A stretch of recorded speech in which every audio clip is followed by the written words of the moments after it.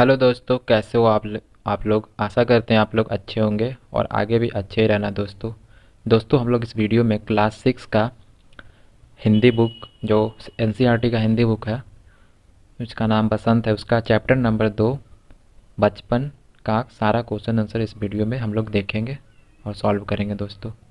सारा प्रश्न उत्तर इसमें हम लोग सॉल्व करेंगे।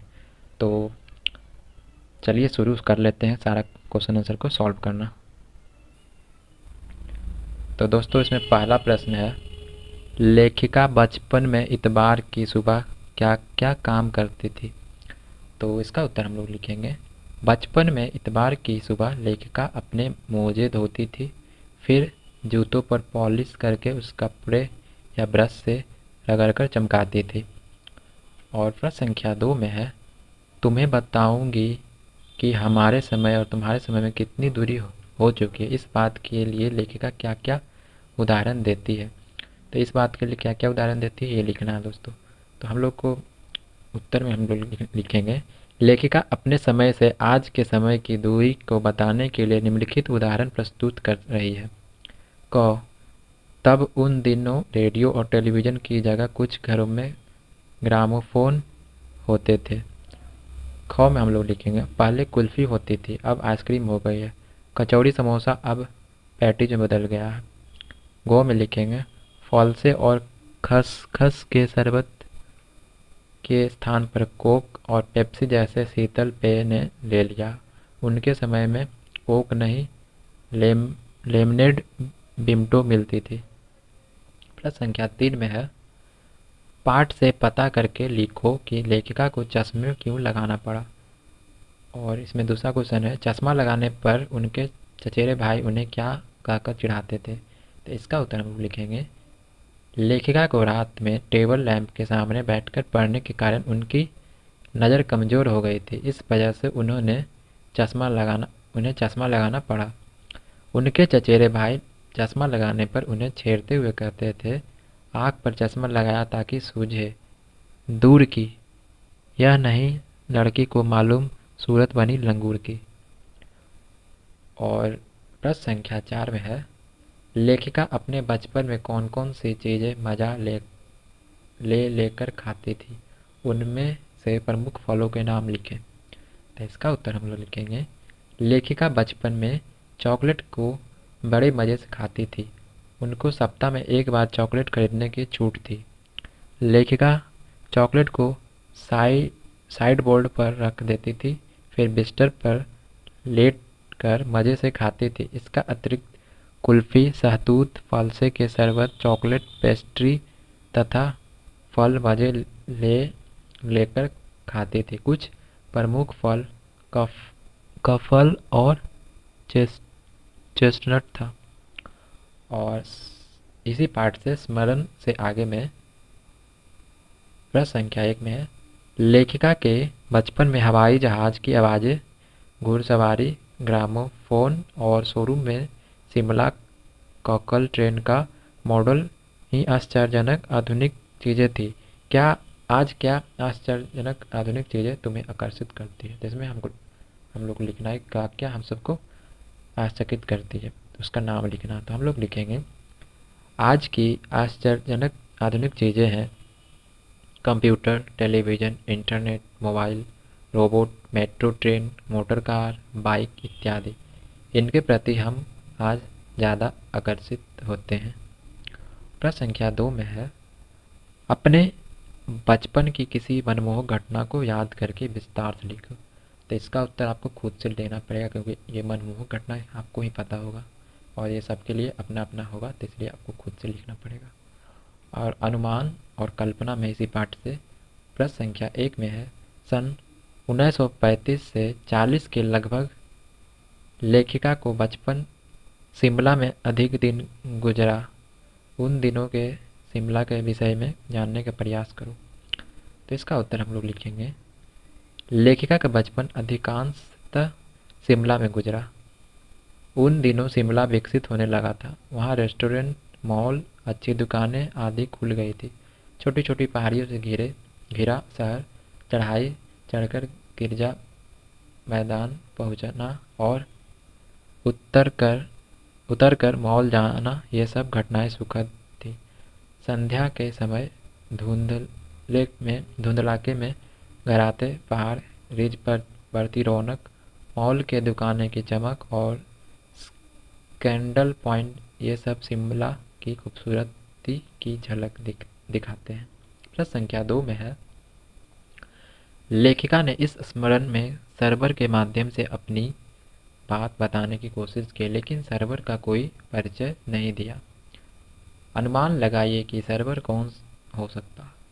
तो इसका उत्तर हम लोग लिखेंगे, इस स्मरण में लेखिका ने 2 बार सर्वर का नाम लिया है।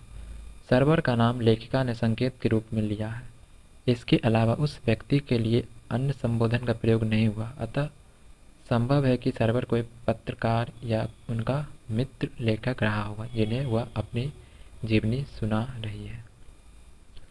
इसी पाठ से भाषा की बात में जो है उसमें प्रश्न संख्या 1 है, क्रियाओं से भी भाववाचक संज्ञाएं बनती है, जैसे मरना से मर, कटना से कट, हारना से हार, सीखना से सीख, पलटना से पलट, हड़पना से हड़प आदि भाववाचक संज्ञाएं बनी है। कुछ भी इस स्मरण से कुछ क्रियाओं को छांटकर लिखो और उनके भाववाचक संज्ञा बनाओ।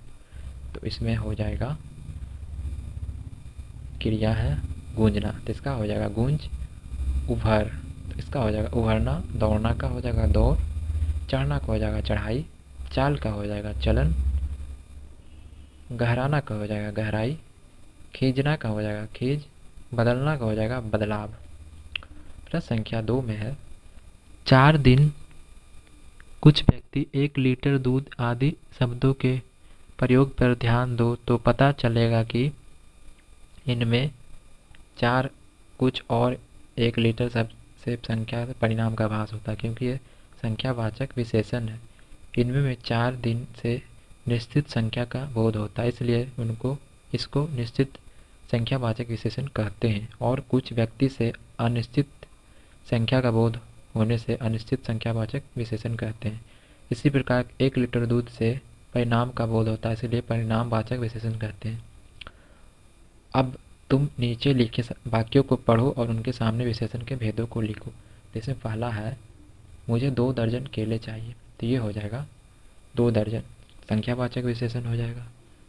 और ख में है, 2 किलो अनाज दे दो, 2 किलो, तो ये हो जाएगा यहाँ पर हो जाएगा, पहला को हो जाएगा निश्चित संख्यावाचक और दूसरा में भी हो जाएगा निश्चित परिणामवाचक विशेषण। और ग में है, कुछ बच्चे आ रहे हैं, कुछ अनिश्चित संख्यावाचक विशेषण। घ में है, सभी लोग हंस रहे हैं, सभी अनिश्चित परिणामवाचक विशेषण। अंगा में है, तुम्हारा नाम बहुत सुंदर है, तो इसका हो जाएगा तुम्हारा, सर्वनामिक विशेषण बहुत, अनिश्चित परिणाम विशेषण सुंदर, गुणवाचक विशेषण। इसमें 3 हो गया है अंगा में।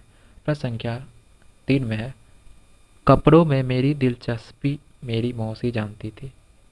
इस वाक्य में रेखांकित शब्द दिलचस्पी और मौसी संज्ञाओं की विशेषता बता रहा है, इसलिए सर्वनामिक विशेषण है। सर्वनाम कभी कभी विशेषण का भी काम करते हैं। पाठ में ऐसे 5 उदाहरण छांट कर लिखो। तो इसमें पाठ से लिखना है, तो इसमें लिखेंगे हम लोग, पहला क में लिखेंगे, हम बच्चे इतवार की सुबह इसी से लगते। ख में लिखेंगे, उन दिनों कुछ घरों में ग्रामोफोन थे। गो में हो जाएगा, हमारा घर मॉल से ज़्यादा दूर नहीं था। घ में हो जाएगा, अपने अपने जूते पॉलिश करके चमकाते। ओंगा में हो जाएगा, यह गाना उन दिनों स्कूल में हर बच्चा को आता था। इसी पाठ से कुछ करने को में प्रश्न संख्या 1 में है, अगर तुम्हें अपनी पोशाक बनाने को कहा जाए तो कैसी पोशाक बनाओगे और पोशाक बनाते समय किन किन बातों का ध्यान रखोगे। अपनी कल्पना से पोशाक का डिजाइन बनाओ। तो ये आपको खुद से करना पड़ेगा। तो इसमें संकेत दे दिया गया है। संकेत, छात्र अपनी कल्पना से डिजाइन बनाए। लड़के का कोट पैंट या कुर्ता पजामा का डिजाइन बना सकते हैं आप लोग, और लड़कियां फ्रॉक या सलवार कमीज को डिजाइन बना सकती है। यह भी लिखिए कि पोशाक बनाते समय आप किस बात का ध्यान रखेंगे, पहनेंगे में सुविधा और आराम का या आधुनिकता और कारीगरी का। प्रश्न संख्या 2 में है, तो ये भी आपको स्वयं से करना पड़ेगा, लेकिन इसलिए मैं आपको ये क्वेश्चन नहीं पढ़ूंगा। प्रश्न संख्या 3 देख लेते हैं। हथकरघा और मिल के कपड़े बनाने के तरीके के बारे में पता करो। संभव हो तो किसी कपड़े के कारखाने में जाकर जानकारी इकट्ठी करो। तो इसका उत्तर हम लोग लिखेंगे हथ हथकरघा पर हाथ से बने कपड़े कपड़े बनाए जाते हैं और मिल में मशीन के द्वारा। छात्र किसी कारखाने का भ्रमण यहाँ जानने का प्रयास करें कि कपड़े बनाने की प्रक्रिया क्या है, क्योंकि ये आपको खुद से करना पड़ेगा ये सब। और इसमें है प्रश्न संख्या 4 भी आपको खुद से करना पड़ेगा, ये सब प्रैक्टिकल है। हमारे देश की तरह तरह भोजन, तरह तरह की पोशाक प्रचलित है। कक्षा के विषय बच्चे और शिक्षक इनके विविध रूपों के बारे में बातचीत करें। तो ये भी आपको खुद से करना पड़ेगा। तो दोस्तों, हम लोगों ने इस वीडियो में क्लास 6 का, छठी क्लास का बसंत बुक है जो हिंदी का, उसका हम लोग ने जो चैप्टर नंबर 2 है उसका चैप्टर नंबर 2 बचपन का सारा क्वेश्चन आंसर इसमें सॉल्व किए। तो मिलते हैं अगले वीडियो में दोस्तों।